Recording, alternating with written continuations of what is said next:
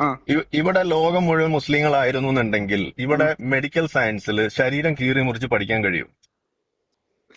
ഞാൻ മെഡിക്കൽ സയൻസിനെ പറ്റിയോ അല്ലെങ്കിൽ ഈ നിങ്ങളൊരു ഖുർആന് പുരോഗതിയുടെ ഒരു ഉദാഹരണമാണ് ഖുർആന് ഞാൻ നിക്ക് പറയുന്നത്. ഞാൻ പറയട്ടെ ഒരു നീ പുരോഗതിയുടെ ഒരു പുരോഗതിയുടെ നീ ഇപ്പൊ ഉദാഹരണമാണ് ഞാൻ പറഞ്ഞ പറയുന്നത്. നിങ്ങൾ വാക്കിന് മറുപടി ചോദ്യത്തിന് ഞാൻ ഉത്തരം പറയും. പറയട്ടെ.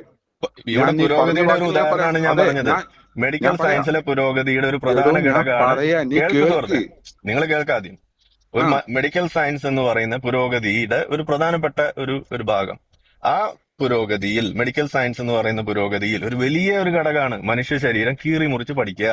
ഈ ഉം, ലോകം മുഴുവൻ മുസ്ലിം ആയിരുന്നു എന്നുണ്ടെങ്കിൽ ഇവിടെ ഉം. ഏത് മുസ്ലിമിന്റെ ശരീരമാണ് കീറി മുറിച്ച് പഠിക്കാൻ ഒരു മുസ്ലിം വിട്ടുകൊടുക്കുക? എല്ലാവരും കൃത്യമായ മുസ്ലിം ആയിരുന്നു എന്നുണ്ടെങ്കിൽ ഇവിടെ ഈ ശരീരം കീറി മുറിച്ച് പഠിച്ച് അതിന്റെ ആന്തരിക അവസ്ഥ മനസ്സിലാക്കുന്നതിൽ മുസ്ലിമിന് എന്ത് പങ്കാ ഉള്ളത്?